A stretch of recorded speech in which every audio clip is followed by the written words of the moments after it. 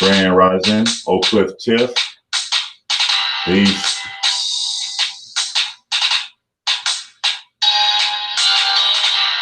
Give everybody a couple more minutes and we'll get started. Continuing on part 3 of the American Indian Wars. Continue where we left off from all the other 2 days so far. We're going to keep digging until we get to the bottom of this. This is C.A.B, Grand Rising Show, calling Aboriginal Bloodlines, brought to you by Autonomous Assembly. And we have an announcement to make also before we get started. Autonomous Assembly, in association with Frequency Radio 365, now brings you Autonomous Assembly Radio. You can access it from the Autonomous Assembly website, from the Grand Rising Show page. You'll have a download now by this evening for the portable link, so you can have a radio station app on your phone that allows you to listen to the show live. Or you can also catch prior episodes 24/7, 365. And again, that's Autonomous Assembly Radio. You can access that by going to www.autonomousassembly.com or www.aau.world. Again, that's www.autonomousassembly.com or www.aau.world. So how your rising going so far, no sellout? Peace, grand rising, everybody. It's going good, grand, I guess. You know, it's nice out. I don't need no jacket. It's all right.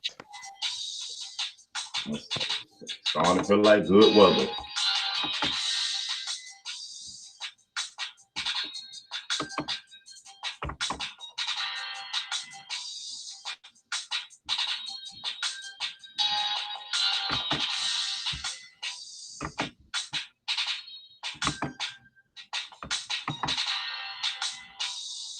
All right, putting these last things in.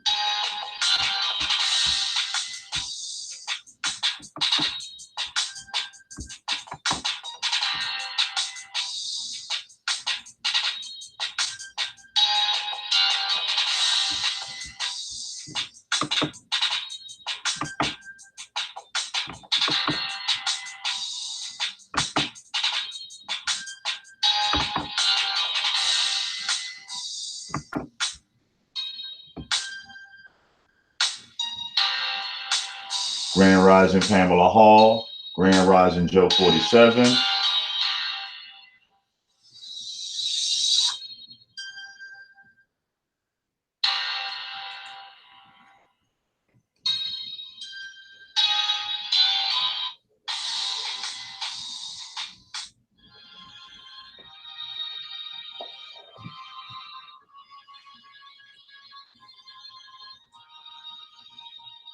It's 8:12 a.m. 4/24/2019, Wednesday. How the relatives doing this rising?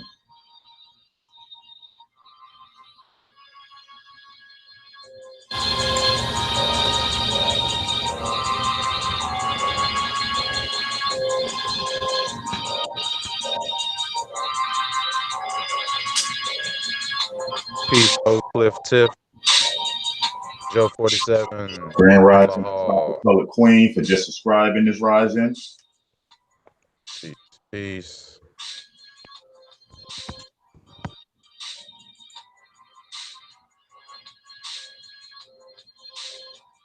No sellout. You have the article still from this week, or?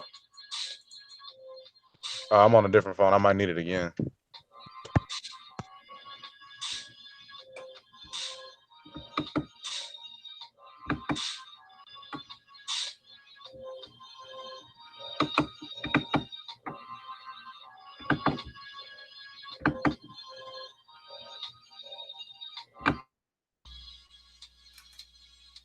Mic check 1 2 1 2.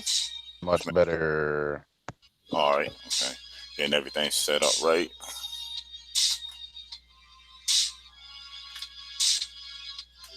Now I was saying, you still had the article from the beginning of the week, or?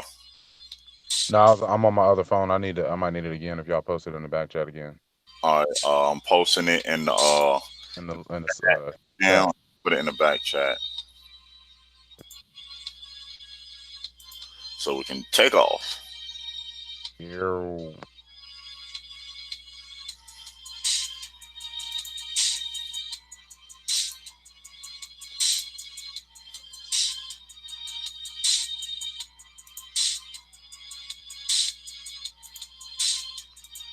Oh, I posted it. Nope, wrong one. Really? You posted a link to the show. Yeah. I'm confident if they ain't posting it back, they're gonna give me a link to the show. I don't need a link to the show. Hey, come on back. Where you trying to go? That's what that link's saying. Where you trying to go? Oh, there you go. I did it both ways. I ain't got to snap out of it. I post a link to the show in the front chat and the back chat. It's really on. I say we human. We all prone to make a mistake. I know I make 100 of them a day. I just try to be better the following day. Okay. Taking off where we left off from yesterday, and now that's the Tuscarora War. That's 1711 to 715. It doesn't tell you who the combatants are, but it says the outcome is power of the Tuscaroras was broken. Tuscaroras retreat from the coast, and the southern Tuscarora migrate to New York. I'll open this up, get a little detail on the Tuscaroras and what it says. I also post this link up, so if anyone wants to save it or read along with it, it's also in the chat now. It states, the Tuscarora War was fought in North Carolina from September 22nd to 1711 until February 11, 1715, between the British, Dutch, and German settlers and the Tuscarora Native Americans. The Europeans enlisted the Yamasee and Cherokee as Indian allies against the Tuscarora, who had amassed several allies themselves. This was considered the bloodiest colonial war in North Carolina. Defeated the Tuscarora, signed a treaty with the colonial officials in 1718, and settled on a reserved tract of land in what became Betty County. It goes on, the first successful and permanent settlement of North Carolina by Europeans began in earnest in 1653. The Tuscarora lived in peace with the European settlers who arrived in North Carolina for over 50 years at a time, when nearly every other colony in America was actively involved in some form of conflict with Native Americans. However, the settlers increasingly encroached on Tuscarora land, raided villages to take slaves, and introduced epidemic diseases. After their defeat, most of the Tuscarora migrated north to New York, where they joined their Iroquois cousins, the Five Nations of Iroquois Confederacy. They were accepted as the Sixth Nation. Their chief said that Tuscarora remaining in the South after 1722 were no longer members of the tribe. It goes in history. The Tuscarora were Iroquois-speaking people who had migrated from the Great Lakes area into Piedmont centuries before European encounter. Related peoples made up an Iroquois Confederacy based in present-day New York. In the early 18th century, there were two groups in North Carolina: a northern group led by Chief Tom Blunt, pronounced Blunt, and a southern group led by Chief Hancock. Chief Blunt occupied the area around what is present-day Betty County on the Roanoke River.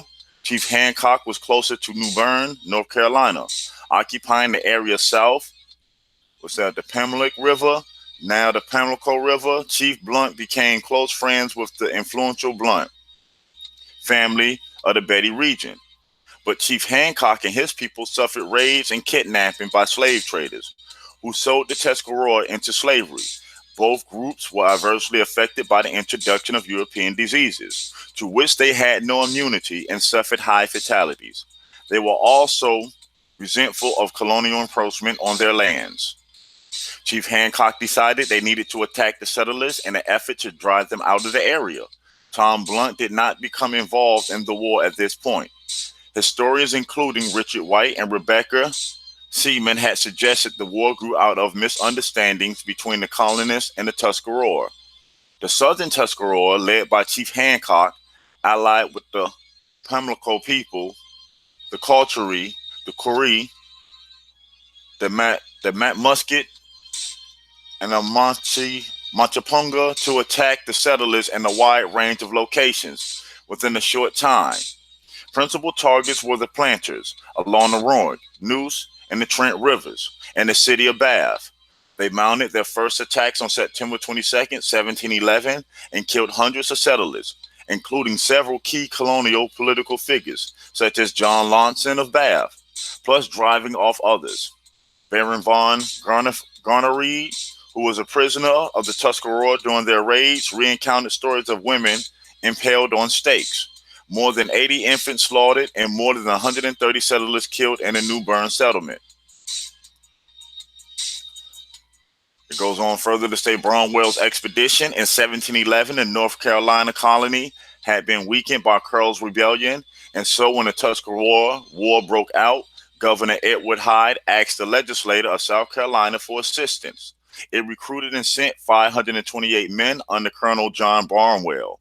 His force was broken into 3 companies under the command of a Major McKay, a Native American man whose name is given simply as Captain Jack, and the future Governor William Bull, who at the time was a captain.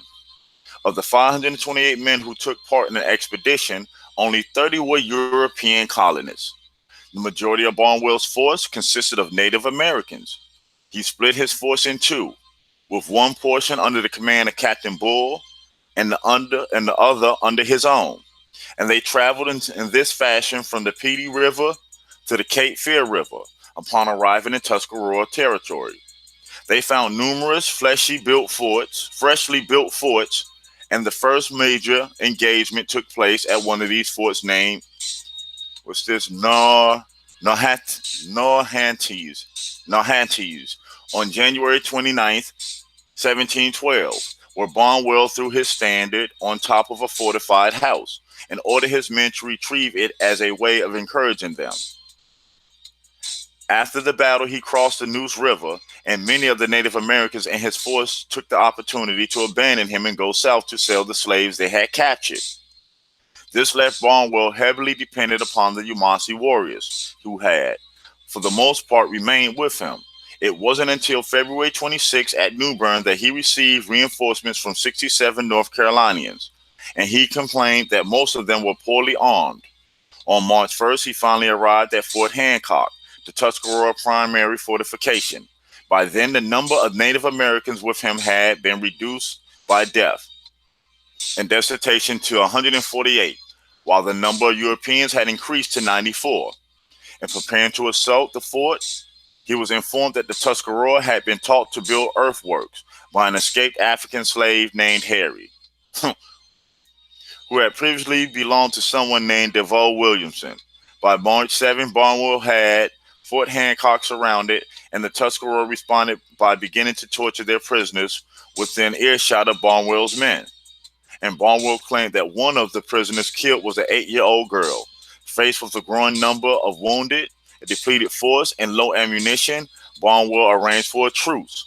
Under the terms of the truce, he would lift the siege in exchange for the Tuscarora immediately releasing 12 captives, and then release the rest 12 days later at a spot near New Bern, where a meeting would be held to discuss a long-term peace agreement.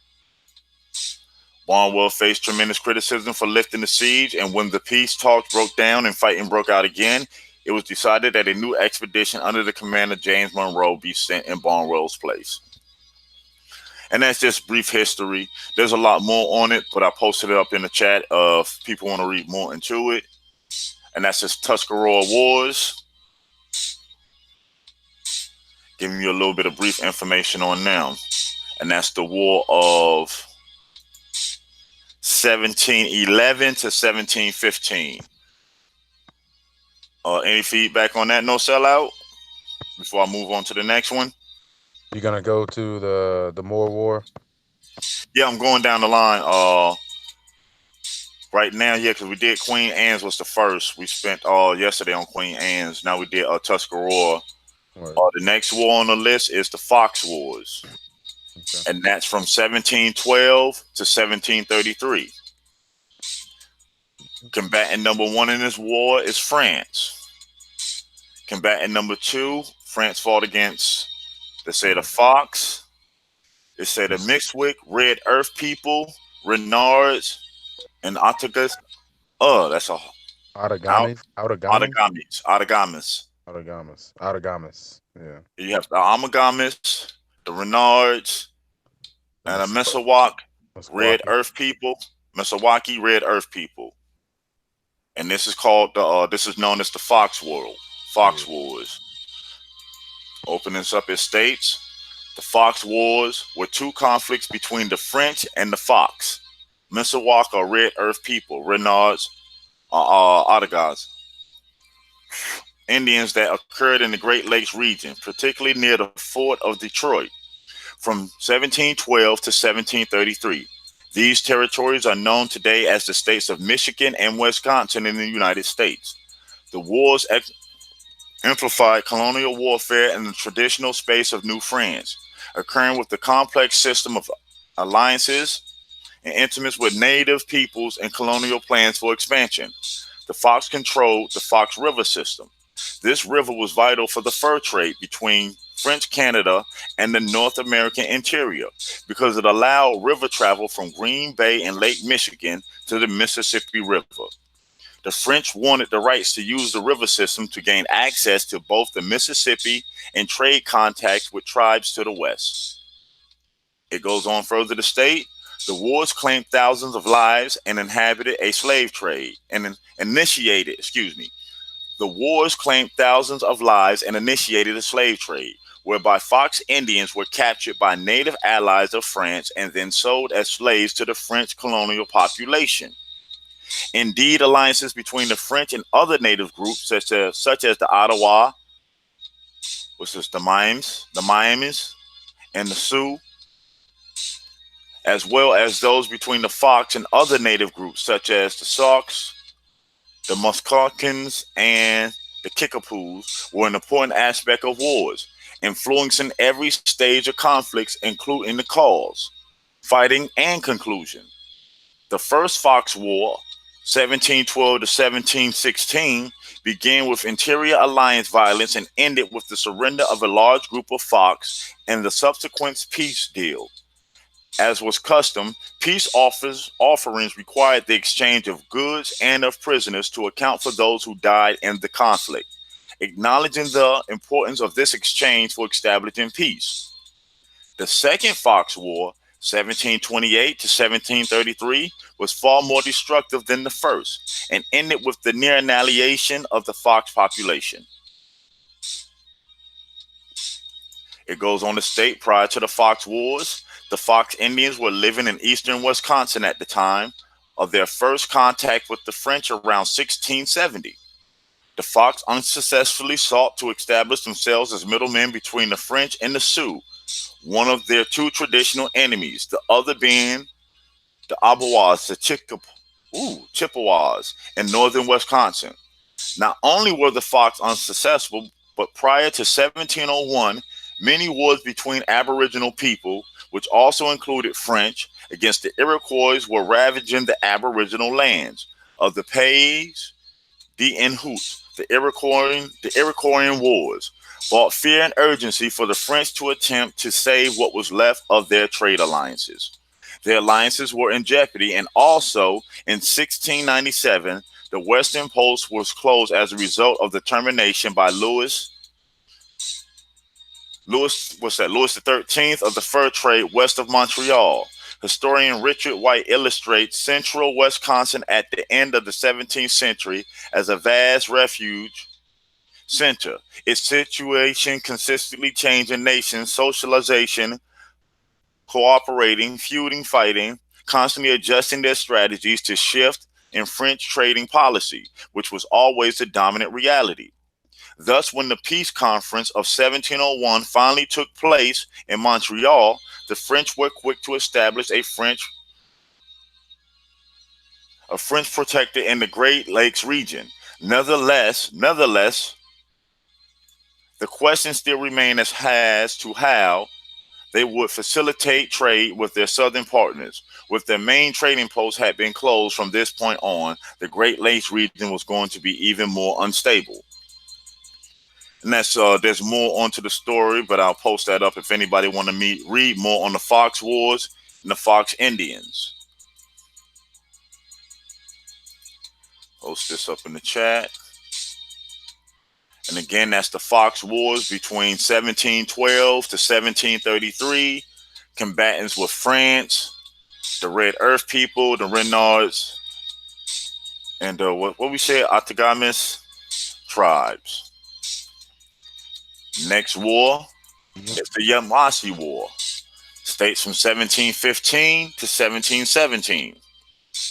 Combatants number one was the colonial militia of South Carolina, North Carolina, Virginia, the Catawba from 1715, and the Cherokee from 1716. On the other side, it was the Yamasee, which is the Ashi Creeks. The Catawba were allies until 1715. The Cherokee were their allies until 1716, which is the Waxhaw, and the Santee. They were all allies. I'm scratching my head here because it looked like the Catawba and the Cherokee split in this war. Because you got half the Catawba and Cherokee fighting for the colonial militia of South Carolina, North Carolina, and Virginia. And you have the other side fighting with the Yamasee, the Ashi Creeks, the Waxhaw, and the Santee. And it says the outcome was power of the Yamasee was broken. Okay, so this is the split between the Yamasee where you start seeing Cherokees. South Carolina colonists established uncontested control of the coast. The Catawba became the dominant tribe in the interior. So here's where this split comes and you start having broken up regions become Cherokee. Open up this war. And this is the Yamasee War again between 1715 to 1717.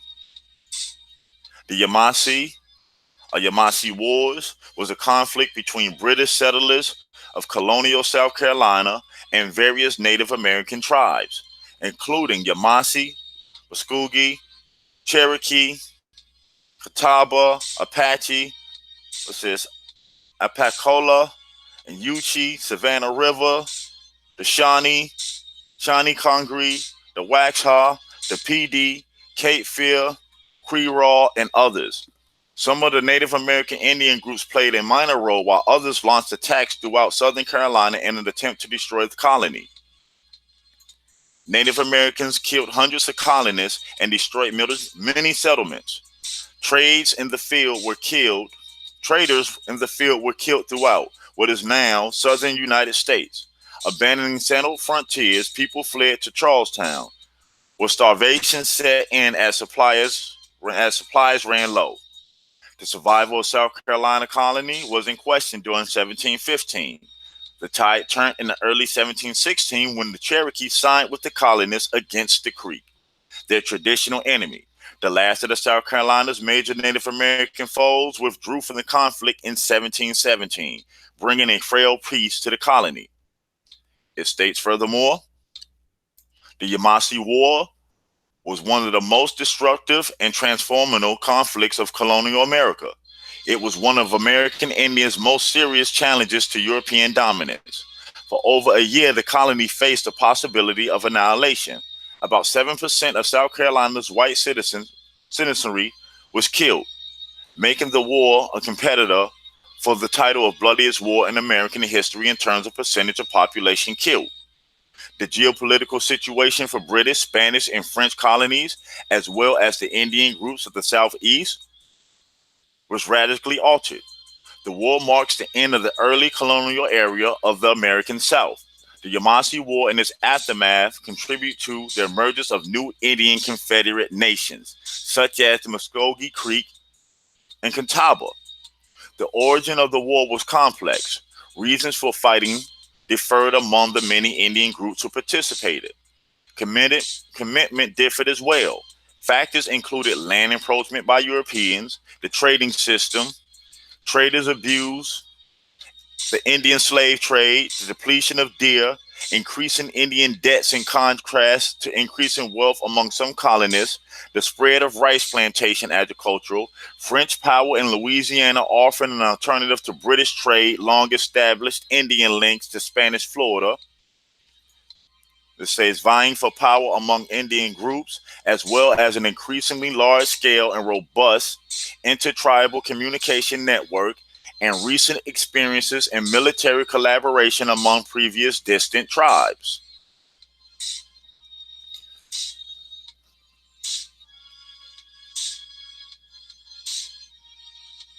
Was that TMH just came in? Grand Rising, Grand Rising. Grand Peace, Rising, how's everyone TMH. doing? Peace. So far, so good. Haven't blown a fuse yet. Sound like you close though. Yeah, we at the Apache Wars. This is 1715 to 1717. And again, combatant number one, Carolina militia with a colonial militia of South Carolina, North Carolina, Virginia, the Catawba from 1715, and the Cherokee from 1716. Combatants number two against combatant number one is the Yamasee. Was this the Oskee Creeks? The Catawba fighting the Catawba until 1715. The Cherokee fighting against the Cherokee until 1716. The Waxhaw and the Santee. Interesting. And they were stating in this, the Catawba became a nation after this war.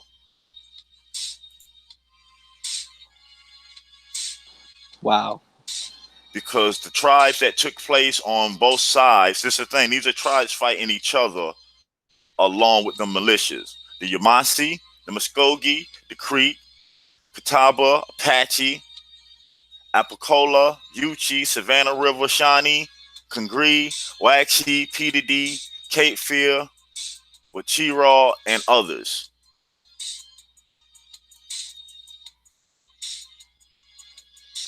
And it says the Yamasee War and its aftermath contributed to the emergence of new Indian Confederate nations such as the Muskogee Creek and the Catawba. Wow. Sounds like we got civil wars before. Civil Wars. Yeah. Okay, we're moving down now to 1721. This is the Chickasaw Wars. 1721 to 1763. It was Great Britain combatant number one. There's another interesting one. It's the Chickasaw in Great Britain against combatant number two, France, Choctaw, which is the Illinois, the Illinois tribe. I think that's how you pronounce it. Yeah, that's where they get Illinois from. Yeah. Okay. Open this one up, see what this one states. The Chickasaw Wars were fought in the 18th century between the Chickasaw allied with the British against the French and their allies, the Choctaws and Illinois Confederation. The province of Louisiana extended from Illinois to New Orleans, and the French fought to secure their communications along the Mississippi River. The Chickasaw dwelling in the North Mississippi and Western Tennessee lay across the French path. Much to the eventual advantage of the British, and then the latter United States, the Chickasaw successfully held their ground. The wars came to an end only with the French cession of New France to the British in 1763, according to the terms of the Treaty of Paris. Goes down and says Choctaw attacks. The governor of Louisiana and founder of New Orleans, Jean-Baptiste Lemon de Benneville, determined to stop Chickasaw trade with the British. In 1721, he was able to incite the Choctaw, who began to raid Chickasaw villages and to ambush pack trains along the traders' path, leading to Charleston, South Carolina. In response, the Chickasaw regrouped their villages more tightly for defense and cemented relations with their British source of guns by establishing a settlement at Savannah Town, South Carolina in 1723. They blocked French traffic on the Mississippi River by occupying Chickasaw Bluff, near present-day Memphis, and bargained for peace with the Choctaw. Bonneville himself was recalled to France in 1724. On and off over the following years, the French successfully reignited the Indian conflict. The Choctaw pursued their familiar hit and run tactics, ambushing, hunting parties, killing traders' horses, devastating croplands after using superior numbers to drive the Chickasaw into their forts, and killing peace emissaries. The Illinois and Iroquois occasionally pitched in from the north as well. This war of attrition effectively wore the Chickasaw down, reaching a crisis level in the late 1730s and especially in the early 1740s. After a lapse due to strife within the Choctaw, the bloody harassment resumed in the 1750s. The Chickasaw remained abstained, their situation forcing them to adhere even more closely to the British. It states in 1734, Bonneville returned to Louisiana and waged grand campaigns against the Chickasaw in European style. So what it sounds like is there was Choctaw and Chickasaw beef ignited by the French. Mm-hmm. And British, because they wanted to stop themselves. The French didn't want the British trading furs no more. Right. So they incited a war between Indians. They used Indians to fight their wars. They trade wars, commerce wars. So let's call it what it is, wars of commerce. That's what it really is. Then the Chickasaw and Choctaw squashed it. Mm-hmm. And the French come back and restart it now. So hold on. Here's what I don't understand. If me and you are beefing, and then we straighten it out, how are we gonna let somebody else start another beef between us? Ooh. Go ahead. We see it happen every day. Me and you, we done squashed it. No sellout gonna come over, then no sellout in your ear, man. Why are you gonna sit there and be making money with him, man? We can cut him out and I can get you this and get you that. Hold on, Tim, mate, you told him I was talking about? Hold on. Now we shooting arrows back and forth at each other. Come on, man. We supposed to be smarter than this. We supposed to be smarter than this. Exactly. And the only reason why I say it that way, because isn't it funny but not funny? That's the same thing that get used against us now. Yeah. That's that same emotional trigger that make us jump on each other now. Same reason why hip-hop groups and R&B groups don't stay together. Same reason why managers get changed. Same reason, yeah, you're right. Rap battles. Both of y'all done made a couple of million. What y'all beefing for? When you ever seen a rapper busting out the window? I digress. Cliff Tip said it perfectly. Says we're fighting everybody instead of coming together and fighting our enemies. Mm-hmm. Ain't nothing changed. Ain't nothing gonna change, Cliff, until we change. Until we accept responsibility and change it, it ain't gonna change. It's gonna stay the same. It's gonna continue. All around the world, the same song.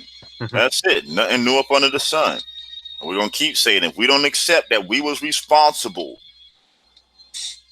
for picking up arms against our brother, it ain't gonna change. He 100% right.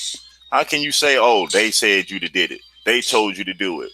Because you told me to slap my brother. That okay for me to slap my brother? Man. Moving on. Let's say Drummers Wars. This is 1722. Now notice how these wars are overlapping. That a lot of these wars are going on at the same time. The war before was 1721 to 1763. The war before that, 1715 to 1717. The war before that, 1712 to 1733. Now this is Drummers War, 1722 to 1725. Combatant number one. In this corner we have the New England colonies and the Mohawk. Combatant number two. In the following corner we have, they popped up again. The Wabanaki Confederacy, the Abenaki, which is the Paraquet, the Micmac, and the Mauseet. And the outcome of this was Drummers Treaty. We'll open up Drummers Treaty. And I'll also post the link to this. If anybody also want it for themselves, it's freshly posted in the chat. Is this like the original Dumber? Dummer's War. Dummer's. Dum- no B. Dummers. Dumber. The Dumb and Dumber's War. The Dumber's War. He said doesn't have anything on Drummer's Treaty. Yeah, I found it. You had to dig for it. It says Drummers Okay. War, 1722. Dummers, yeah. Dummers War, 1722 to 1725, also known as Father Rail's War, Lovell's War, Greylock's War, the 3-Year War, the Fourth Anglo-Abenaki War, or the Wabanaki New England War of 1722 to 1725. That's a lot of different names for a war. Yeah. I'm out of breath and tongue-tied. AKA. I'm finna put the link in the back, the direct link in the back chat to this war and in the front. I found it. Oh, okay.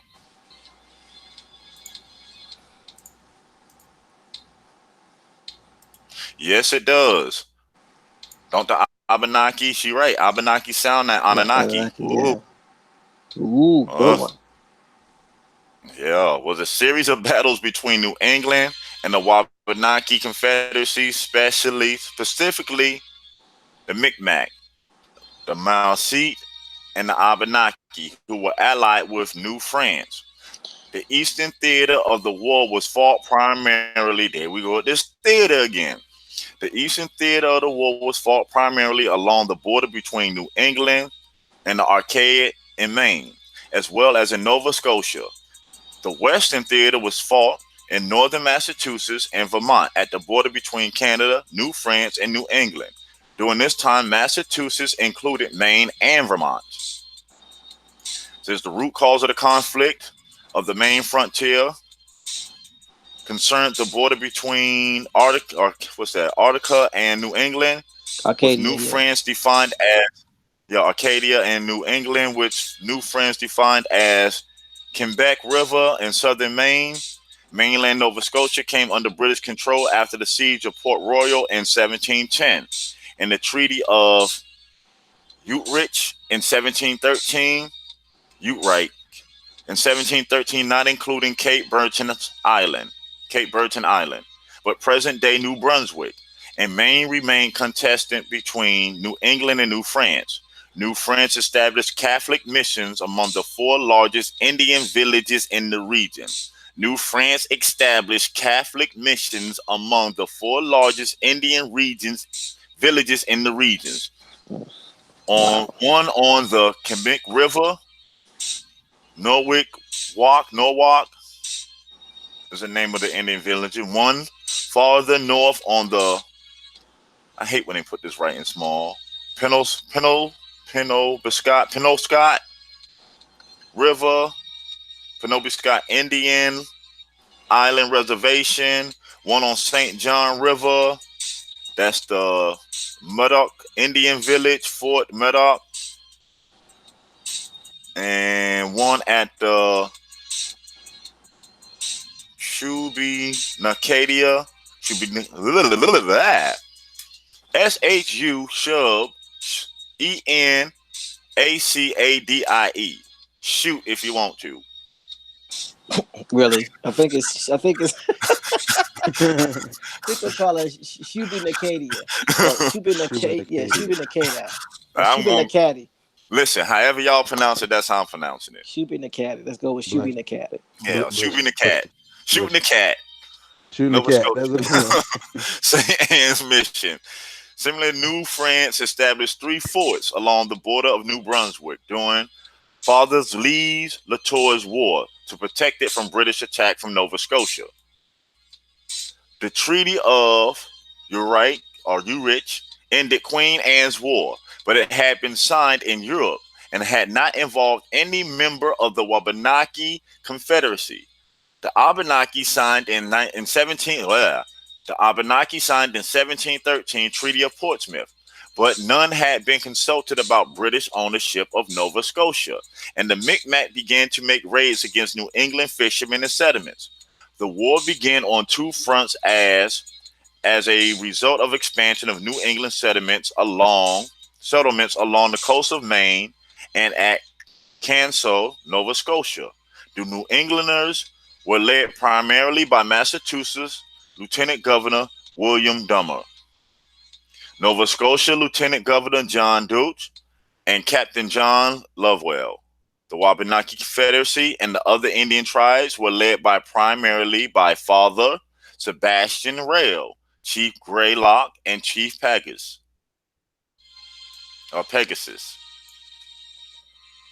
During the war, Father Rail was killed by British at Norfolk. The Indian population retreated from the Kennebec and Penobscot rivers to St. Francis and Benacor, Quebec, and New England took over much of the main territory in New Brunswick and Nova Scotia. The treaty that ended Father's Rail War was marked a significant shift in European relations with the Micmac and Mauseet tribes. Okay. Nova Scotia, dude? Nova Scotia. Hey, click on Chief Paugus. Chief Paugus. Okay.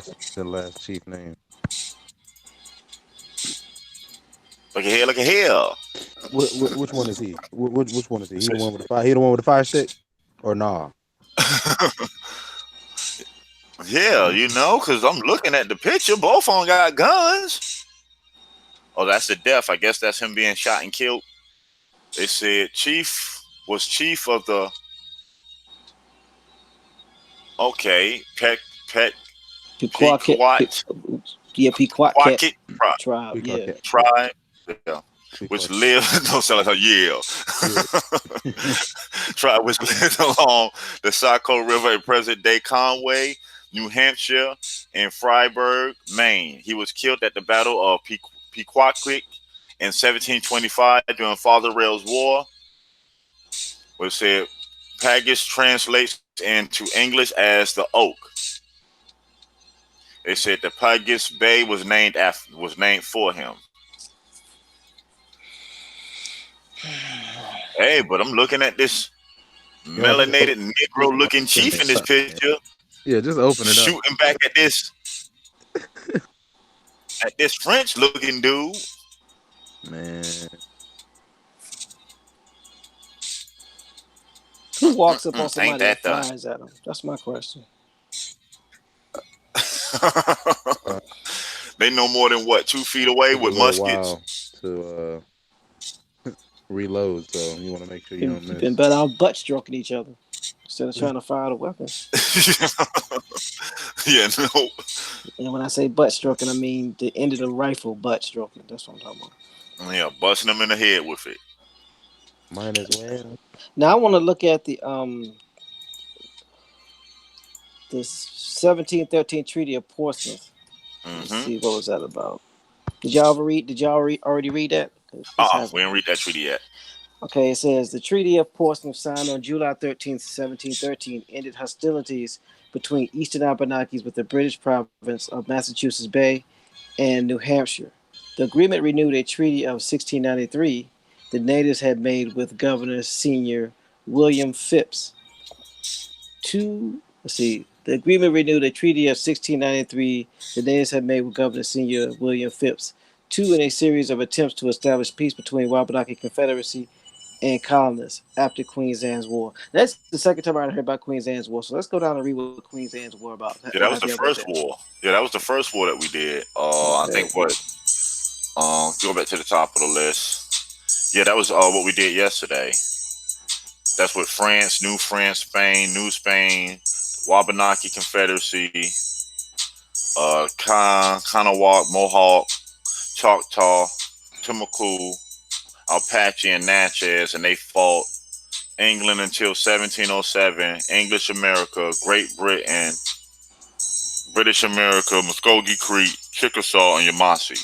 Well, and over here where it said results, it doesn't say results. So the result was the Queen Anne's.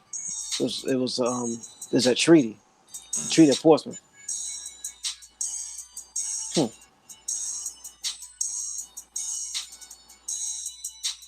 It says during the War of the Spanish Succession, France began a conflict with England, which would extend their colonies, called Queen Anne's War in the New World. New France openly fought New England for domination of the region between them, with the French enlisting the Abenaki tribes, inhabiting it as allies. Occasionally, under French command, the Indians attacked numerous English settlements along the main coast, including Costco, now Portland. Wait a minute. Huh? They came all the way from Portland to Maine? Anyway. Scarborough, Saco Wells, York, and Berwick. In New Hampshire, at Hampton, Dover, Oyster River Plantation, now Durham, and Exeter, and down into Massachusetts at Harvey Hill, Groton, and Deerfield site of Deerfield Massacre. Houses were burned and the inhabitants either killed or abducted to Canada. The Treaty of Deerfield Massacre houses. No, it says houses. The Treaty of Utrecht in 1713, however, restored peace between France and England. As a part of the agreement, Acadia fell under British sovereignty. When the Indians realized that they could no longer depend on the French for protection, the Sachems sought a truce and proposed a peace confederation to be held in Costco. Joseph Dudley, governor of Massachusetts and New Hampshire, agreed to a conference, but chose instead to host the Portsmouth, New Hampshire, hosted at Portsmouth, New Hampshire, which was protected by the guns of Fort William and Mary. For a more detailed timeline of events leading from the first contact to the 1713 treaty, see references and resources. Hold on, Fort William and Mary. Please don't tell me that's in William and Mary. Charlotte's hometown. No, that's in college. What's that at? That's in That's Williamsburg. He said he moved it last week. But it's in Virginia. So William and Mary College started as a fort. Wow. Well, hold on, is that like what we talking about? William Mary, the one and only. Could be wrong, but hey, so far it looked like all them forts turned out to be colleges later on. Come on, man. Military academies. It sounds like we're still allowing these Europeans to cause us to fight and beef. We're willing participants. And whenever one of our own attacks us, we're gonna run into one of the Europeans to help us. Is that what y'all saying, or am I saying something different? Europeans that we're actually going to them and making deals. Right. To get a part, like I said, it's a commerce war. Because if you look at what everybody's fighting over, positioning of land, positioning of transportation of resources. You got the Iroquois and everybody that's down with the French. You notice all the Indians that were down with the French had their hands in the fur trade. Yeah. All the ones that were down with the Spanish, they were into the Spanish type of plantations. All the ones that was down with the British, they were into the rice plantations and things. It's kind of funny. First turf wars. Yeah. Because wasn't the British thing cotton? Indians had hemp. Oops.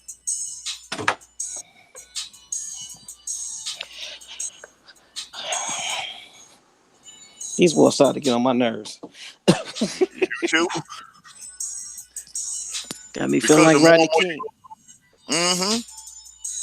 But then the thing is, you thought doing it, you'll be looking at some other people. But the deeper you go, you realize you're looking at your own people. And the sad part is we had the numbers to send them back home.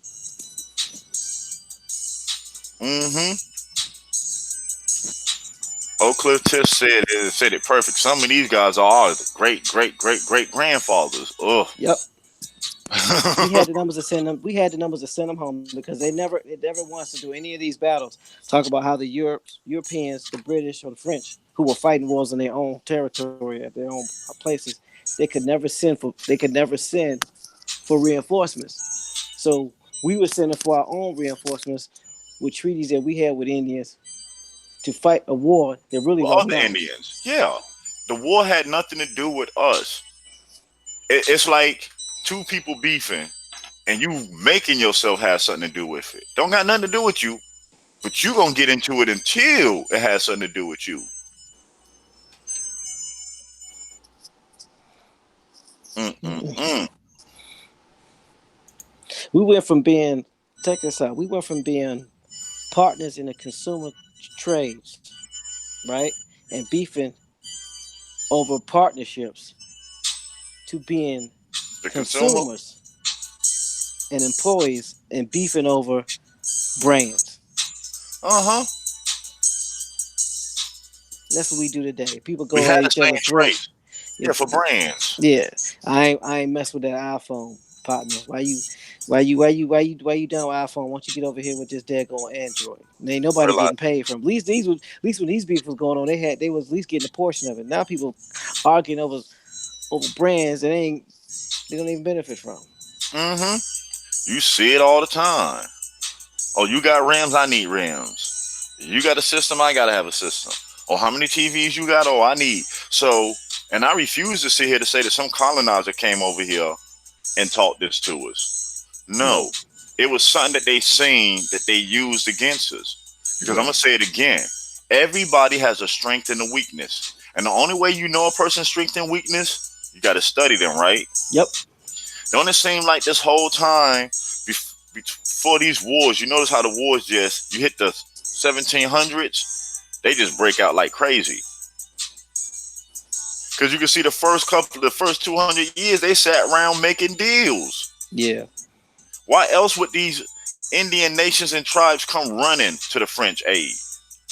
It ain't that the French are going to find them and beg, that these Indians are running to come help these people.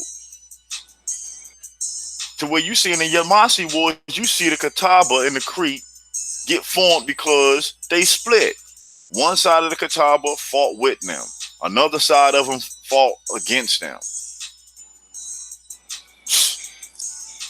So my question is this: after that war was over, are both sides still gonna claim Catawba? Or the winning side gonna rename the losing side? That all depends on how butthurt they get. I mean, there are multiple Catawba tribes today. Mm-hmm.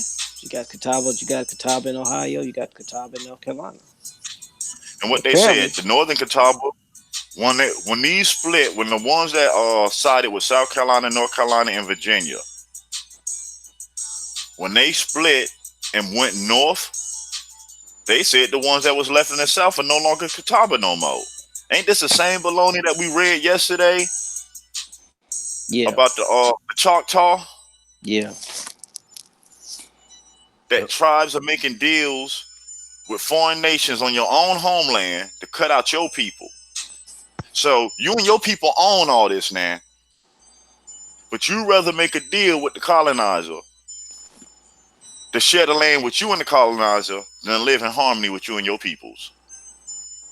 When you could easily got the colonizer off your property. You could have easily kicked them out your house. They were losing. Oh, Cliff Tiff said caffeinated and decaffeinated tribes. I like that. You know it. This is crazy, man. That don't make no sense. Because what we got coming up next? Oh, we not even halfway there, relatives. We got King George's War, 1744 to 1748. Combatant number one, corner number one, France, New France, and the Wabanaki Confederacy again. Corner number two, Great Britain, British America, and the Iroquois Confederacy. Wow, this is like a heavyweight battle right here. It's going down.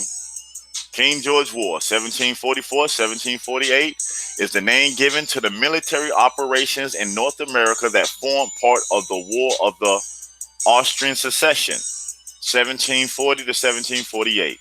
It was the third of the four French and Indian Wars. It took place primarily in British provinces of New York, Massachusetts Bay, which included Maine as well as Massachusetts at the time. New Hampshire, which included Vermont at the time, and Nova Scotia. Its most significant action was an expedition organized by Massachusetts Governor William Shirley that besieged and ultimately captured the French fortress of Louisbourg on Cape Breton's Island in Nova Scotia in 1745. In French, it is known as the Tresemme-Garou Intercolonial or Third Intercolonial War. Third Intercolony War.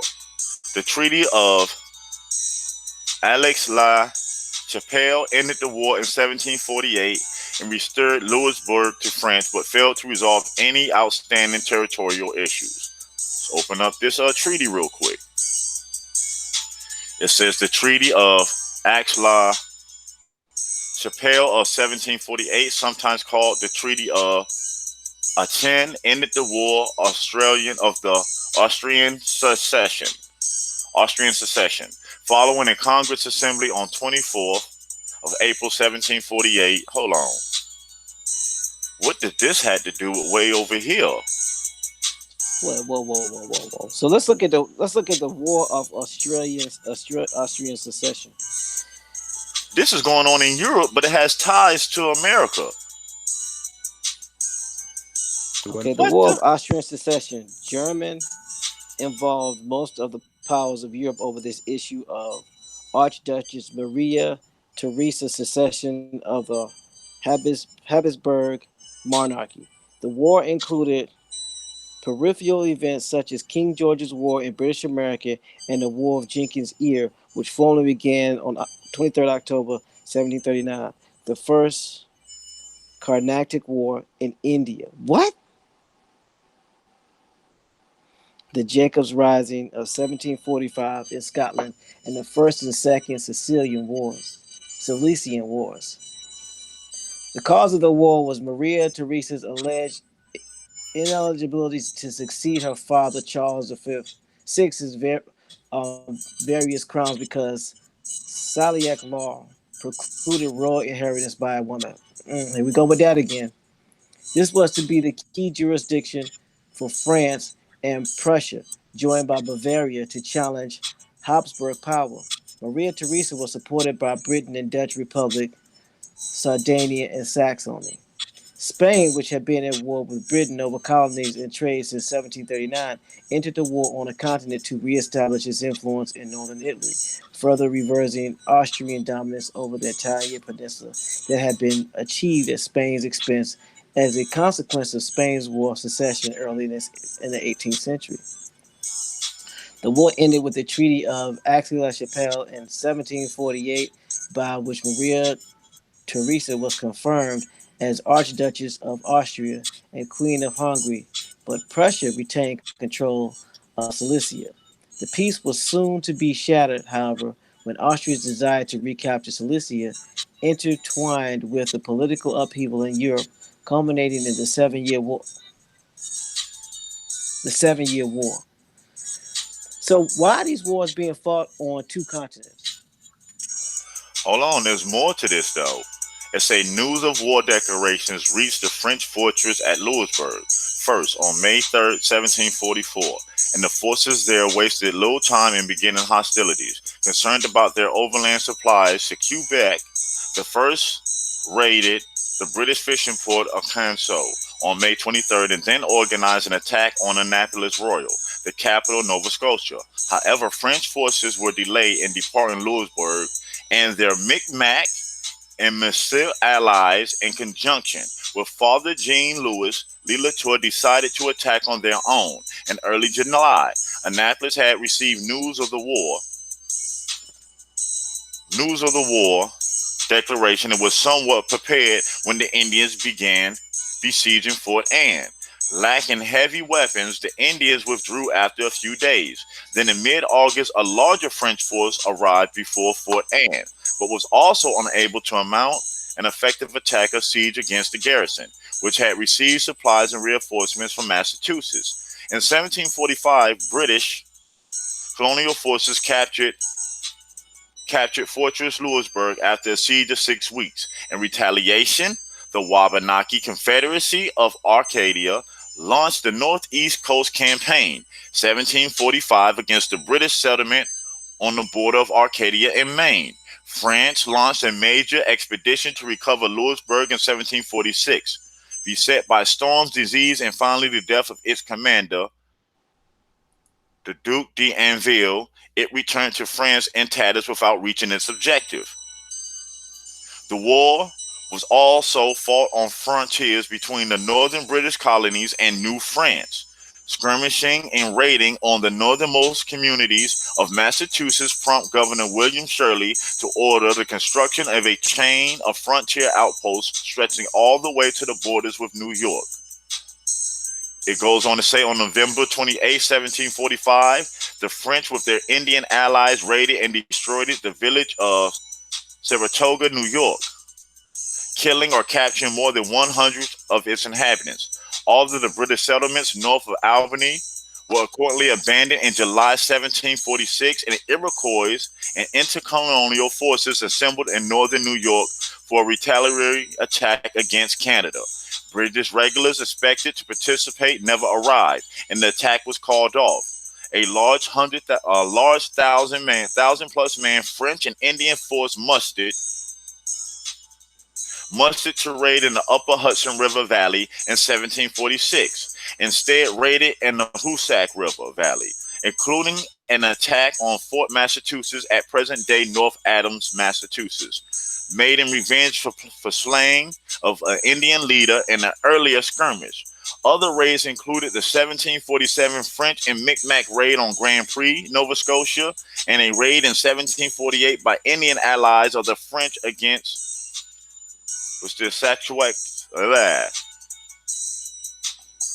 Sachin-Taddy, New York. Sachin-Tad, New York. Wow. Peace, Jaguar. Grand Rising Jaguar. So my question is this, and I'm a little slow with some stuff. Why are these wars being fought on two different continents?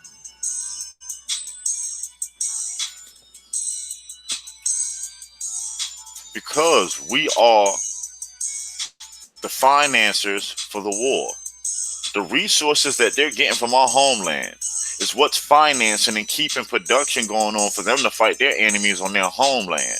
See, we already reading in this story, let me know right now, they did not have the resources, the manpower, or the time to send no troops here like that.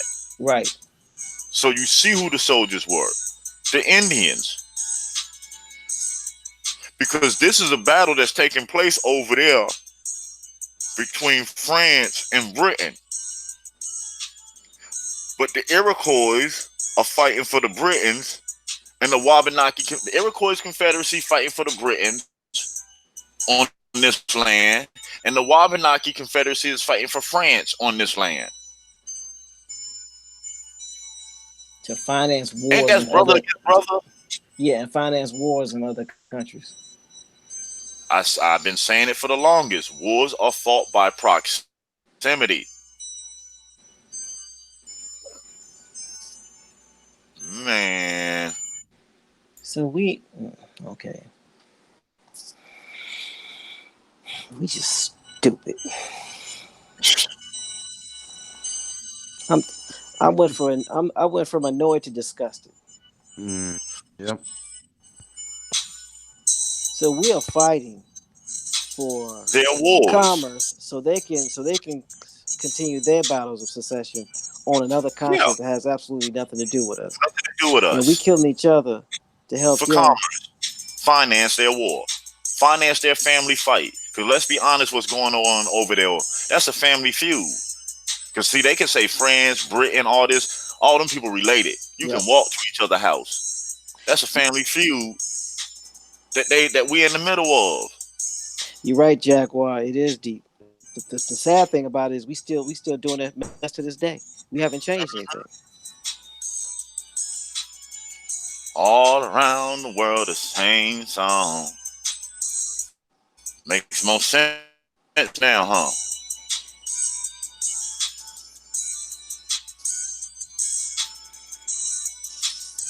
Just when you think you know, you don't know. So whenever Now we there's finna a get to the big skirmish over there's a skirmish or disagreement over in the other continents, they incite a war over here, or they try to get more resources to finance their wars. That's why there were so many wars over here, because like you said, they had to finance those wars. No, here come the doozy. Talking about the If 7 Year War. listen, I'm telling everybody in the sound of our voice this morning. If you're riding in the cab, put that seat belt on. Weigh it down. Cause this is finna set the relatives off this rising. 7 Year War. And in this corner over here, we have Great Britain, British America, Prussia, Portugal from 1762, Hanover, Brunswick, Wolfenbütt, Iroquois Confederacy, Hesse-Kassel, and whoever gonna take a shot at that German name, because I know I'm gonna mess it up. What's that? Schramberg, Lippe, or whatever. Lippe, something German. Yeah. What you talking And about? in this corner over here, we got France. We have French Canada. We have the Holy Roman Empire. We have Austria. We have the Saxons. We have what's that? Bavaria. Yeah, We have BMW, the home of BMW. We have Russia until 1762. We have Spain from 1762. We have Sweden 1757 to 1762. Ooh, Abenaki Confederacy. What's this? The Mongol Empire? The Mongol Empire. Mongol Let's go. Empire. Did we already talk about who they were? No, Let's talk about them, shall we? The Mughal Empire. 1757. The Mughal Empire. It gets deep. Deeper in the book, let me look. Mughal Empire, Persian translate, Urdu, or Mughal Empire, was an empire in the Indian subcontinent founded in 1526. It was established and ruled by Timurid dynasty, the Timurid dynasty, with Turco-Mongol, Chagatai roots from Central Asia, claiming direct descendancy from both Genghis Khan. Genghis Khan through his brother's lineage line. Yes, Jaguar, shout out to Medicine Man. The Huns did have settlements here that interacted with our Indian relatives. The world is bigger than they told you. Flip everything. Turn everything over. Okay. And Timur and was significant Indian, Rajput, and Persian ancestry through marriage alliances. The first two Mongol emperors had both parents of Central Asia ancestry, while successive emperors were of predominantly Persian and some Rajput ancestry. The dynasty was Indo-Persian in culture, combining Persianate culture and local Indian cultural influences, visible in its court culture and administrative customs. The beginning of the empire is conventionally dated to the victory by the founder Babur over Ibrahim Lodi, and last ruler of the Delhi Sultanate, in the first battle of Panipat. During the reign of Humayun, the successor of Babur, the empire was briefly interrupted by the Sur Empire, established by Sher Shah Suri. The classic period of the Mongol Empire began in 1556 with the accession of Akbar to the throne. I'm gonna stop right there. So, what does the descendants of Genghis Khan got to do with the 7 Year War? People been communicating, going back and forth, having dealings with each other longer than they want you to know.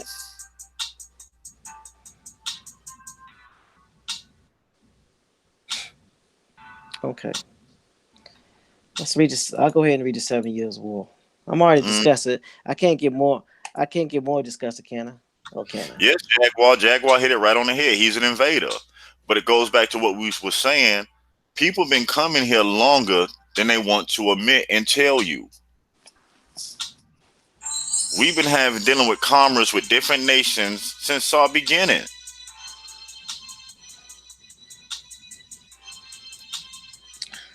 It says the 7 Years' War was a global conflict fought between 1756 and 1763. It involved every European great power of the time and spanned 5 continents, affecting Europe, the Americas, West Africa, India, and the Philippines. Let me say that again. The 7 Years' War was a global conflict fought between 1756 and 1763. It involved every European great power of the time and spanned 5 continents, affecting Europe, the Americas, West Africa, India, and the Philippines. That sounds like a world war to me. That's World War One. I don't know what they talking about. Yeah, I was gonna That's say. World War One. That's the first war. That's World War One. Stop playing. The conflict split Europe into 2 coalitions. One was led by the Kingdom of Great Britain and included the Kingdom of Prussia, the Kingdom of Portugal, the Electorate, Brunswick, Luxembourg, and other small German states, while the other was led by Kingdom of France and included the Austrian-led Holy Roman Empire, the Russian Empire until 1762, the Kingdom of Spain, and the Swedish Empire. Meanwhile, in India, some regional polites within the increasingly fragmented Mughal Empire, with the support of the French, tried to crush a British attempt to conquer Bengal. So they already admitted that Europe was split into between and France and Spain. Mm-hmm.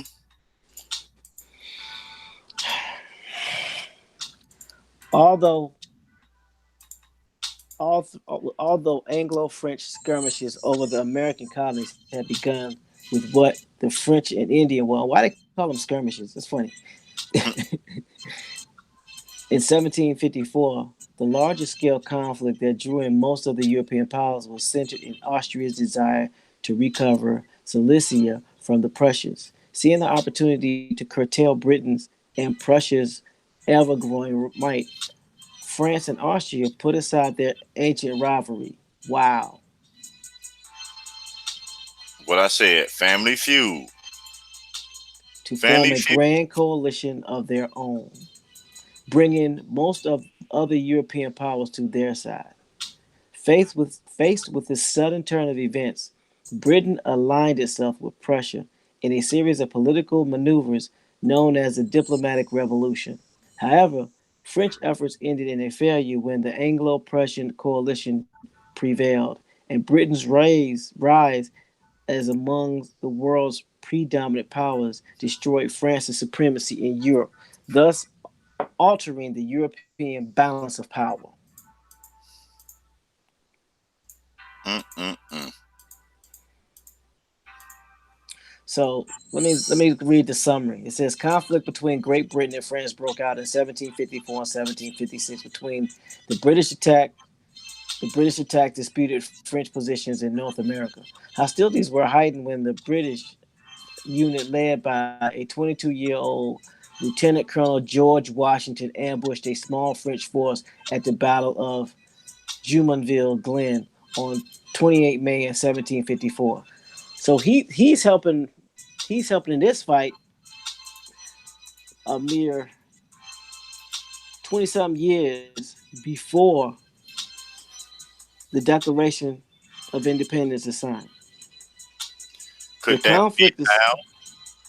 Oh, not to cut you real no. Go ahead. Could that be how they got back in to be recognized as a nation? I'm just Yeah, throwing it out there real quick. yeah.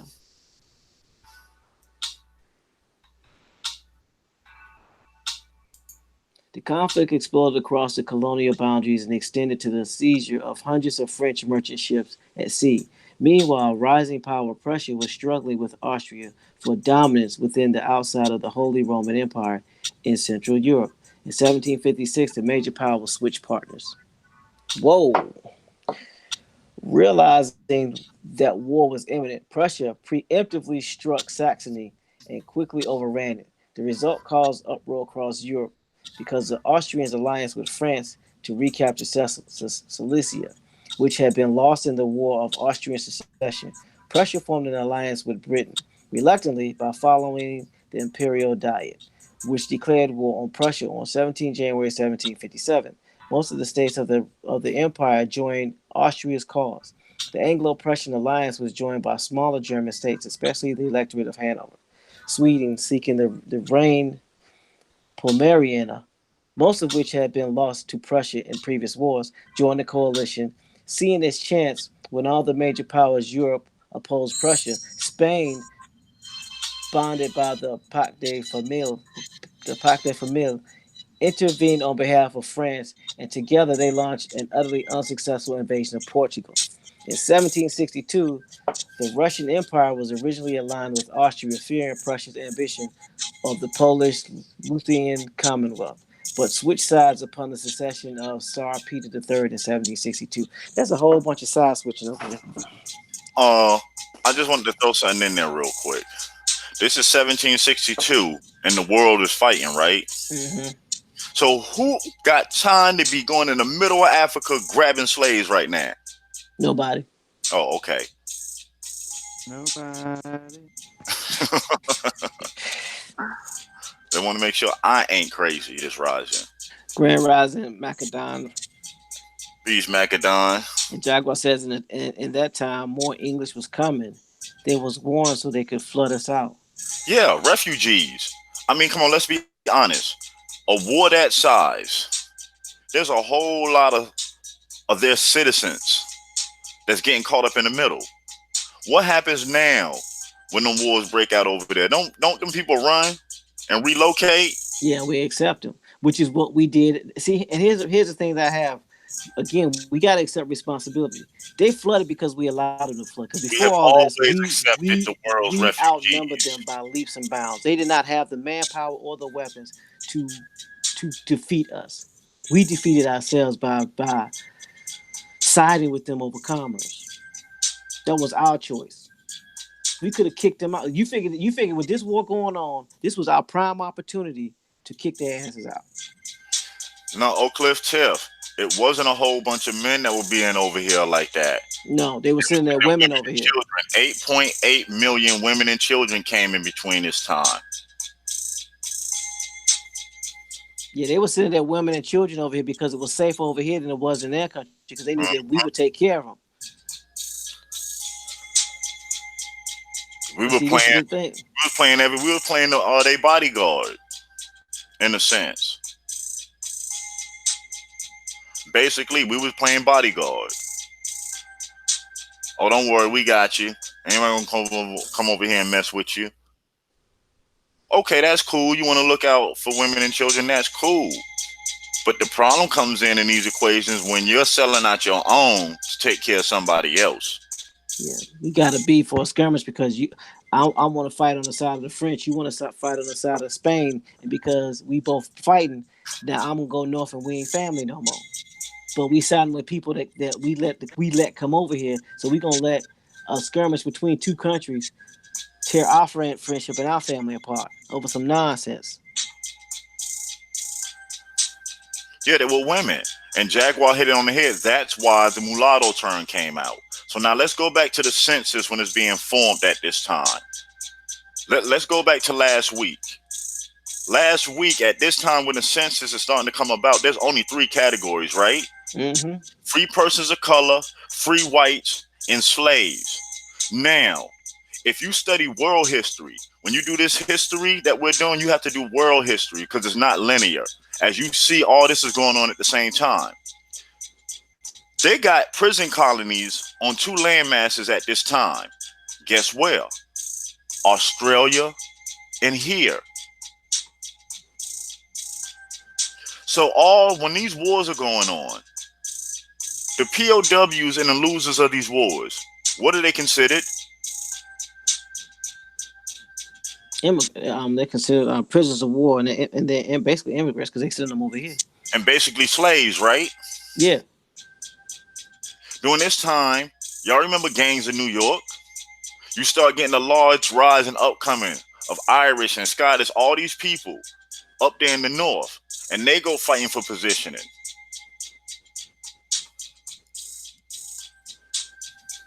I say you need to screen who you let in your house. We wasn't screening.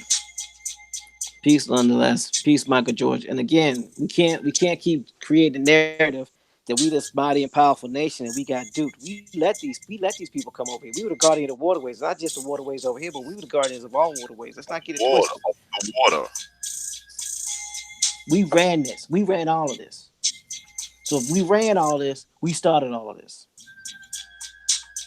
Don't get it twisted. We weren't suckered into anything. Nothing. I'm gonna say it again. Can't nobody make you do anything. A person can put a gun to your head and tell you to do something. He still can't make you do it. You have a choice. Let's stop forgetting that. Good or bad, right or wrong, you still have a choice. And then, like TMH was saying, this narrative, oh, somebody duped us. Ain't nobody duped us. We chose to jump on each other. Instead of looking and saying like, hey, y'all, that has nothing to do with us. We don't want no parts of it. We had tribes sat down and seen how they can get a piece of the pie. Because that's basically what it sounds like. Oh, this set of tribe of Indians, they live in where there's a whole lot of fur. So the French get with the Iroquois and they make a decision to run them off and kill them off so they can control the fur trade going up and down the Mississippi. Don't that sound like 90s turf wars and block wars to UTMH? That's exactly what it sounds like. Meanwhile, now we're fighting over stuff that we don't even own. That our ancestors gave away, and we still fighting. Each other. Instead of looking at each other being like, y'all know what? Yeah, we messed up. Let's take accounting for what we did. We as a whole made a mistake.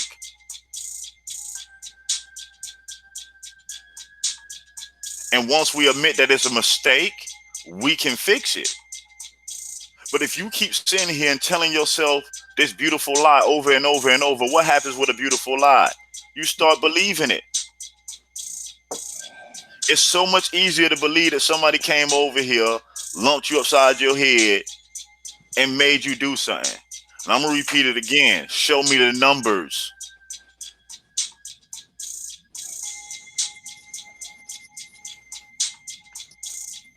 Show the numbers.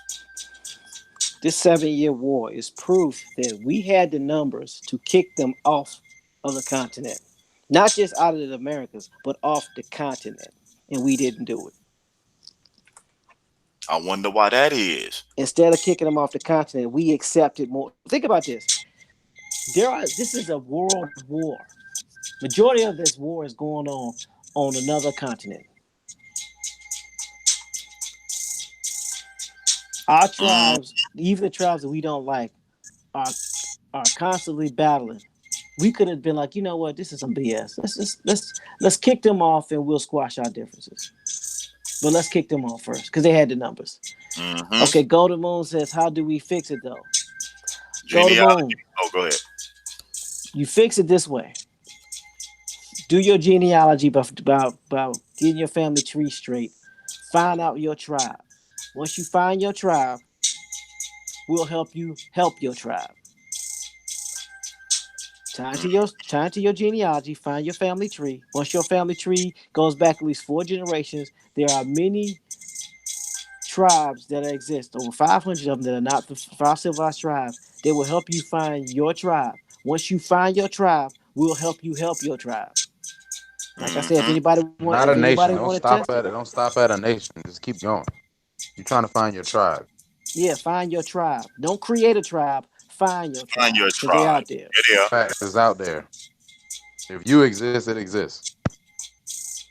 I'm not the only one. There's a lot of us out here doing genealogy that then found 3 to 4 tribes just by doing our genealogy. That family tree. It's important. And Jaguar, yeah, most of us got seduced and played, but you have to realize, even to be seduced, that's a choice. Even to be played, for somebody to play you, you have to choose to be played. You got because what we got to remember is discipline. we weren't disciplined. Just stick to the code.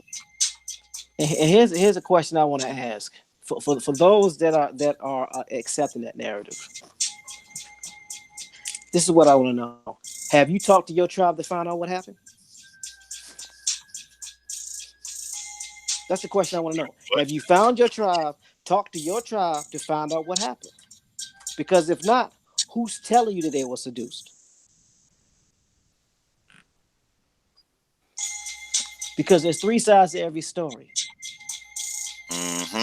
There's history side, there's the tribe side, and then there's the truth. Because the truth is somewhere in the middle. So if you have not talked to your tribe to find out your tribe side, then what story are you listening to? Well, that's why it's important for you to find your tribe, because then you will be able to get the facts. We got what history says. Exactly. We got what history says. Okay, now what has your tribe got to say? And if no one's looking for their tribe to find out what their tribe has to say, then what information are we totally relying on? I'll wait. There you go. Because it's easy for me to It's easy for me to tell somebody that the tribes ain't accepted us, or well, we were seduced, or there were guns on us, or we got knocked upside the head. No, what does your tribe say?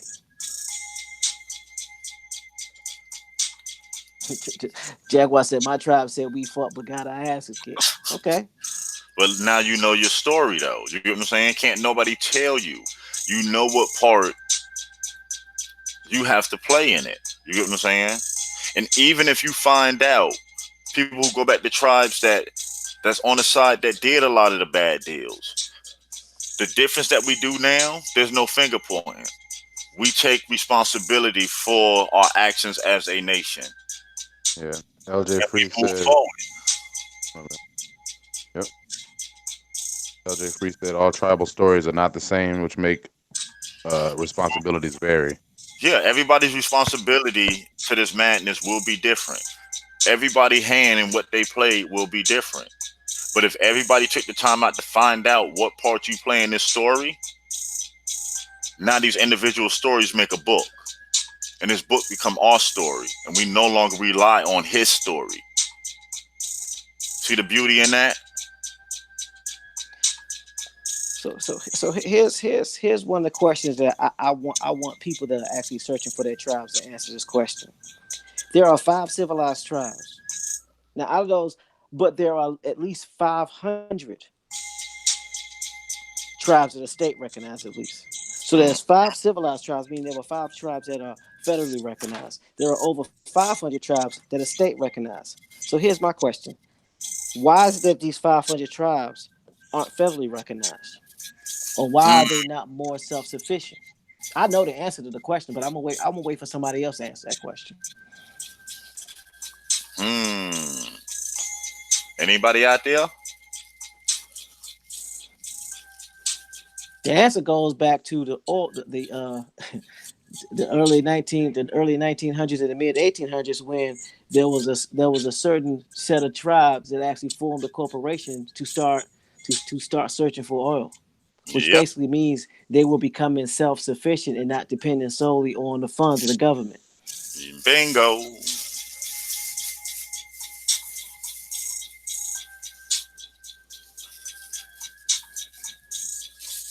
And what happened in the end of that story?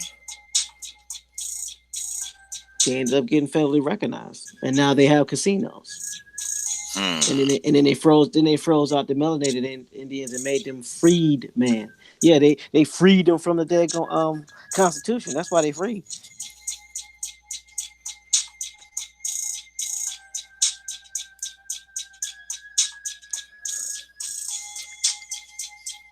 Here's the situation.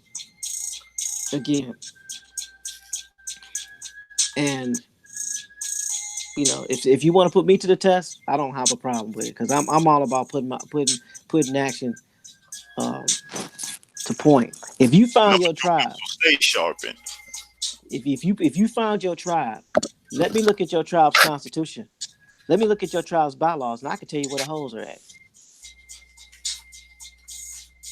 Now, majority of the 5 civilized tribes' constitution and bylaws are public knowledge.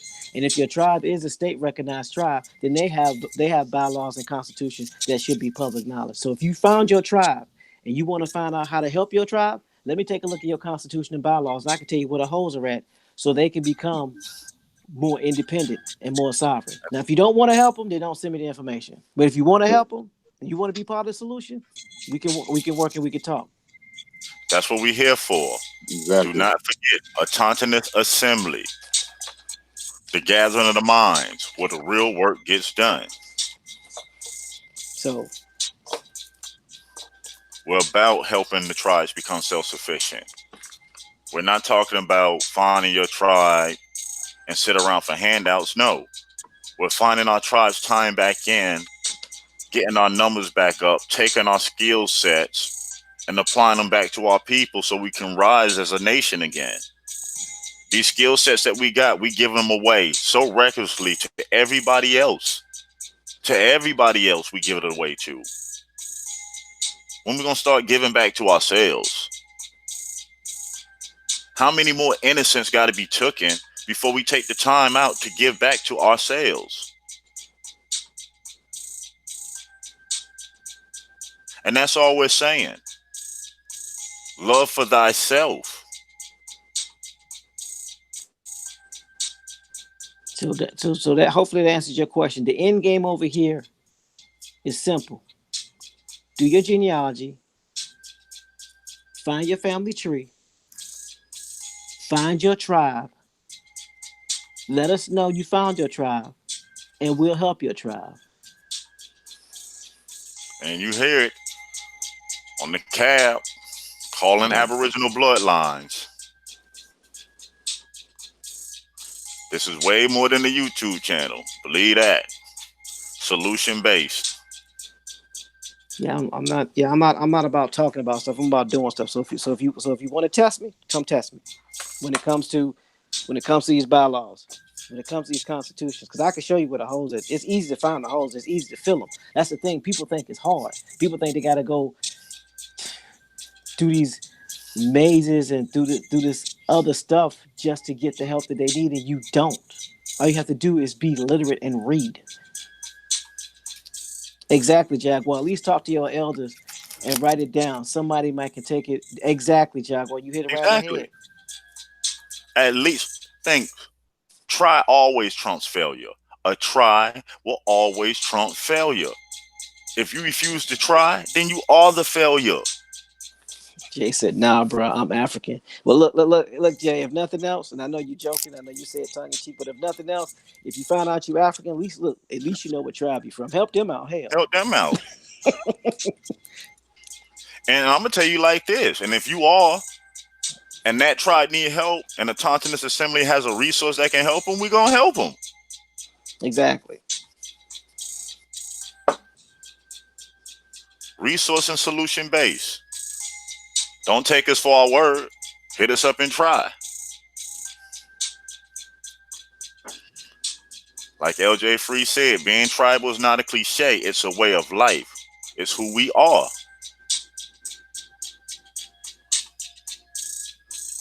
We got to get it right. We don't have time to play it. Because I'm looking at this 7-year war, and you figure with all the parties at play, you talking about this is when Great Britain gained its power. Yeah, this is when Europe becomes Europe. This is the war where they unify to become a power. So and they while did they're it fighting, off our back. Right. So while they're fighting, we could have been kicking people off our continent, and we chose not to. Why? Because when you read in these records and you see a lot of this tribal history, certain tribes were making deals with different colonizers. Backdoor deals, side door deals, hustling instead of doing the right thing. Street corner hustling. Me and you, we got an agreement. Time I leave the building, you behind 7-Eleven and by the dumpster making a backdoor deal with Timmy down the corner. But Timmy not even from our block. We done seen it before. It happens on YouTube. All the time. And we all went through it not too long ago. I'm like, really? But it cycles. Life is a cycle. We don't see how these cycles keep repeating, and it's going to keep repeating until we get it right. And we said it before.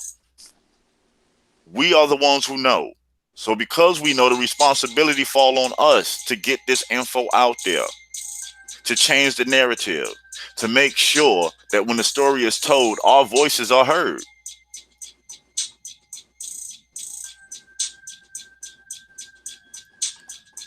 Well, Golden Moon, TMA said it earlier, and I'll repeat it again.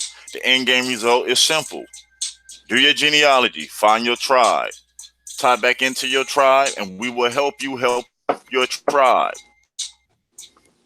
That's the end game here.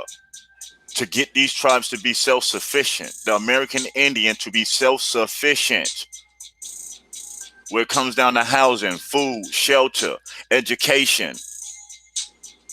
That's our mission statement here. You can also read the full mission statement at www.autonomousassembly.com or www.aau.world. And Golden Moon, at the end of the day, what people are not paying attention to, because they don't know the laws, they just claim to know the laws. They are reading parts of information, getting bits of information, but not paying attention. Most of these tribes that you can tie back into already have their constitution, already have their bylaws. They just don't have the means or the resources to become self-sufficient. We know what we can do to help them to become self-sufficient. The first thing we got to do is look at their bylaws and their constitution to tighten it up, to get rid of any holes that's keeping them from being as sovereign as they can be. That's the first thing. Mm-hmm. Second thing is, once you put yourself in a situation to where you're self-sufficient, it's just interesting how the government all of a sudden wants to throw money at you. They only want to help those that don't need help. That's it. So if you don't need the government, then all of a sudden the government wants to help, and then they want to ally with you. Then they want to do programs and want to help. Facts. So that's what our goal is. Our goal is to help every tribe that wants to help to become self-sufficient. I don't care what kind of tribe it is. If it's your people, you did the genealogy and they need help, we're gonna help them. We're gonna help them. Now that don't mean we're gonna help them that don't mean we're gonna help them to our detriment, but we're gonna help them. Now if we find out you're doing some funny stuff, it's gonna get you put on some some extremist FBI list. Yeah. Oh yeah, I can't get my friends. I can't do nothing for you, man. But if you're trying to get back on code and do the right thing, we will do everything that we can to help you. That's our end goal. That's what we're looking to accomplish. That's how we're going to help the tribe. Right, and just like we can't expect anybody else to speak for us, but that's our end game here. Antonio says, I try to control my cynical side, but we've been through nothing but trauma. Well, Antonio, you're absolutely right, but we place this trauma on ourselves. Mm-hmm. And that's why, if you even notice with this platform, we are very aware of the conditions that our people suffer from. We are very aware that all of us suffer from a colonized mind. That's why this platform is designed, not coming asking for anything. We're coming with our hands full giving. All we ask of you, take the time out to do your genealogy so you can tie back into your tribe, and we can start locating these tribes and start helping these tribes become self-sufficient. See, people sit here and talk about the census, or the census this, the census that. Well, let's break this down real quick. The census was designed to allocate lands and funds to areas. So now, if you're not participating, don't these numbers die down? Now, if these numbers die down, that justifies the government not allocating funds to areas for improvement. And you wonder why certain areas that we reside in are bad. Yes, some of it is by design, but by whose design? Our design, because we choose not to participate. We choose to accept the status quo.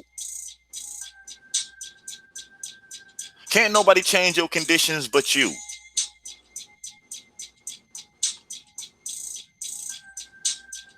It lies in choice. You know, like Do the Vision says, you'll receive help once you help yourself. That's All facts. the time. All the time. But you know, to If help we say yourself, we you get. tired of the warring, oh, go ahead, No, you go Jimmy. ahead. You Sorry. go ahead. You good. Go ahead. If we say we tired of the warring, the ones that's in the conversations, the ones that come to listen but that's never in the chat, the ones that just come to watch the replays, if this is how you feel, then you take that among yourself and your community where you reside. Get to know your neighbors. When I mean get to know your neighbors, the American Indians, sit down and just have a conversation about genealogy. We can get together for a fight to watch two Aboriginals beat each other senseless. We can get together for NBA games, football games, any other entertainment to where we're taking our finances and giving it back to a system. Why not start taking this time out and start, and like I said, investing it back into yourself? You see, the problem is that we're going through this history. You see what the problem is. Instead of us minding our business, our ancestors was too busy minding everybody else's business. Doors wide open. It ain't who came in, everybody came in. We let them in, and then we helped them. Yeah, I was about to say it We ain't gave who, our it's land how. away. We gave them keys. They ain't break in. They got the keys, the keys. Escorted them around the house. Let them put their feet up on the table.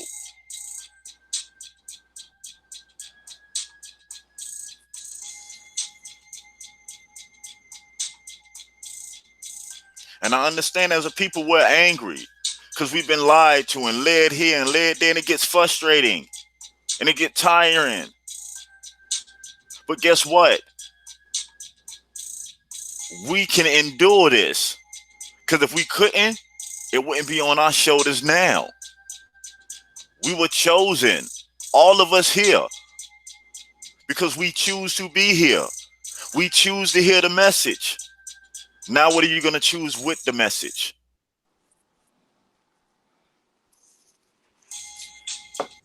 It's basically time to do something now. Let people in your community know that you're an Indian.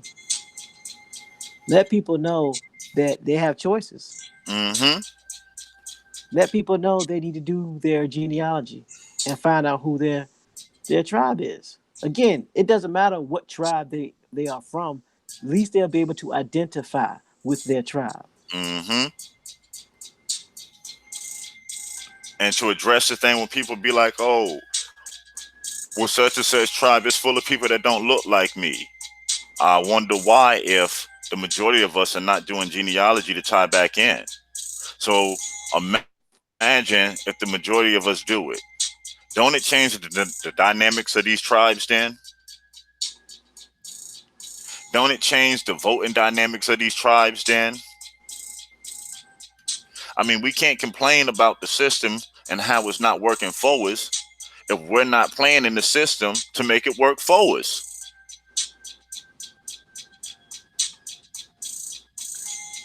Peace, Pamela Hall, and yes, Jay, you did say a long time ago that there was some deals cut. You're absolutely right. Facts. So now we gotta get it right. Now we need to make deals with our tribes now and get them back on code. Because we The made original deals one, with you're right. everybody else. Exactly, the original one, you're right. We have the numbers, but the question is, what we We gonna always do with the had the numbers? numbers. We have always had the numbers. Always. That was never the issue. We see during the 7-year war, we had the numbers.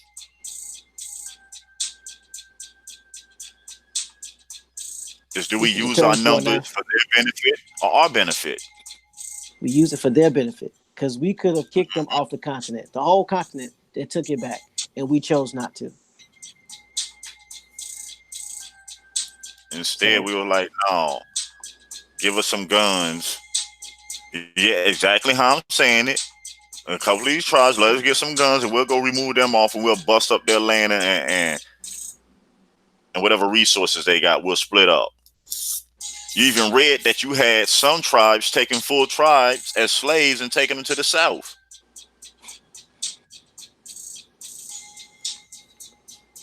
and selling them.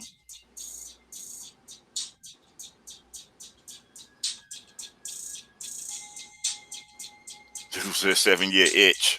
I know, right?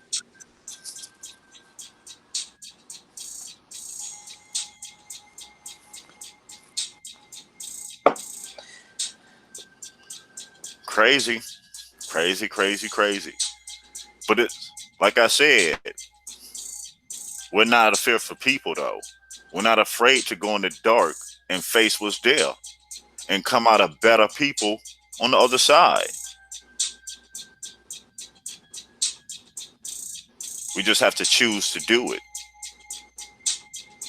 And it starts with self.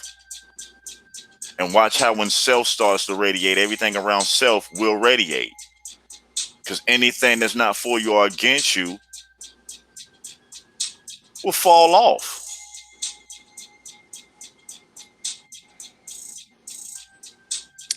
Facts. Yeah. Start having conversations in your neighborhood with the people, and ask them about their genealogy. Do you know the question I always ask is, hey, have you heard? Did you have any in your family? And Mm, what you'll find is they will always, in many cases, say yeah, and they'll go, my great great grandmother was Indian, or my great great grandmother was half Indian, mm-hmm. because they don't associate Indian with being melanated. They Yeah, associate Indian with being Native American. that Sicilian dude they put on TV crying Indian. Godemon says, couldn't we take this what we're doing on the road across the nation, just as long as it doesn't become a religion? But Golden that, Moon, oh, go ahead. the problem is only way we're gonna be able to take this across the road is if we start in our own backyards, then start with our neighbors, then start with our county, then start with our local principalities, then start with our state. Mm-hmm. That's how it has Because to be done. you have I have more influence. I have more sway with the people that know me here in the Northern Virginia area than I do with somebody in North Carolina. You know, all the people that come on this channel, they hear my voice or hear Bones. Y'all know our voices, but y'all don't know us. And the people that y'all know don't know us. They're more likely to listen to y'all than they are to us. And that's the way it's supposed to be, because at the end of the day, it's about who vouches for you. They don't know me. And if I come to your town, I will have to find you just to be able to walk in your neighborhood without somebody asking who that.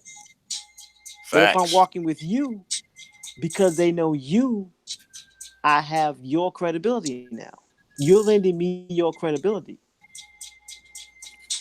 James, do the vision says have Indian and what?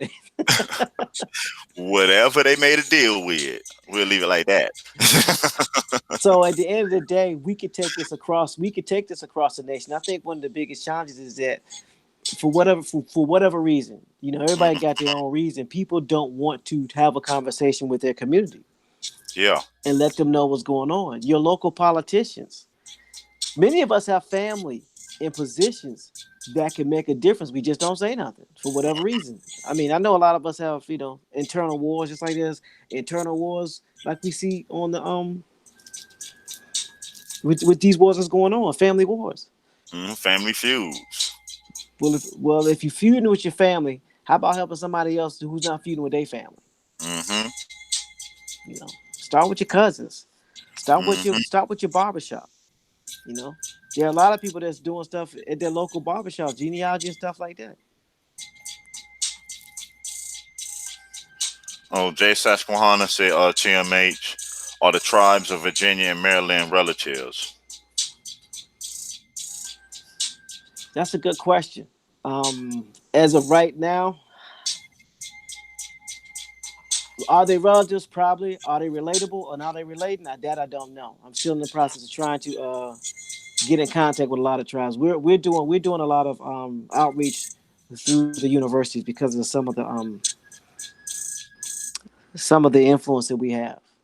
But what I'll do is I'll keep you posted, Jay.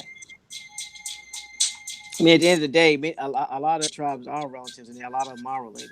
It's just a matter of, you know, helping them solve their problems. Because right now, most tribes are underfunded. They're not concerned with another tribe. They're concerned with, concerned with Just getting their survive, own house in order. Yeah, keeping a roof over their tribal members' heads and stuff. but that's a good question, Jay. Yeah, you know, Yeah, because as individuals, if us as individuals, as tribal members, do our part by tying into our tribes, then the Tontonist Assembly can do what it's built to do. But it takes us on the individual level to do our part. The mechanisms are in place, but the mechanisms are no good if the individuals don't tie back into who they are, don't reach back out to their tribes. And once you do, like TMA said, test us. Don't take what we say as law, test us. We telling you that's what we here for.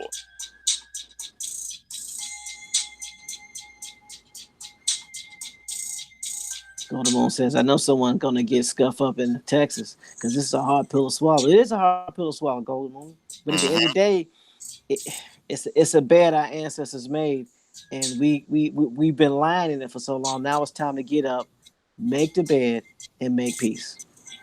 Mm-hmm. I don't like it. Lord Me knows I neither. don't like it. I can't stand it, but I can't I can't I can't undo it. Mm-hmm. What was done is done. All you could do now is accept your wrongdoings. What's the first part of forgiveness? You get what I'm saying? You self-forgiveness. But in order to forgive self, what you got to do first? Accept the fact that you did the damage.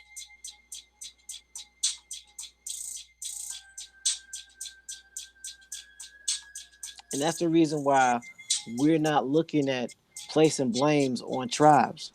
I don't care what American Indian tribe you from or Native American tribe you from. If the tribe needs help, we gonna help it. Point blank, period.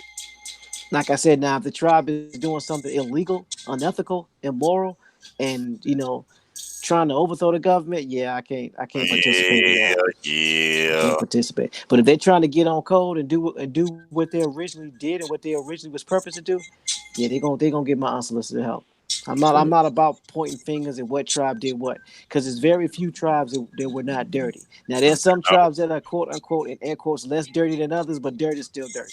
Dirt is dirt. Facts. So on that note, it's been another great Grand Rising show at the Relatives. No sellout. Any closing remarks? Once again, y'all killed it today. I appreciate y'all. Check out the website, autonomousAssembly.com. Email us at autonomousAssembly@gmail.com. Do your family tree, people. Tie back into your tribes. Closing remarks, TMH. Try to have one conversation with somebody that's melanated and ask them this one question: have you heard that you have Indian in your family? And see what they say. Just one conversation. That's all. Help them tie back into their tribe if they want to. I mean, do their genealogy, their family tree, tie back into their tribe, and then reach out to us. I have an interest in money. And then to what both my brothers said, take the time out to stop asking what somebody can do for you and ask yourself what you can do for somebody. And on that note, it's been great. Until tomorrow's rising, peace. Peace, y'all.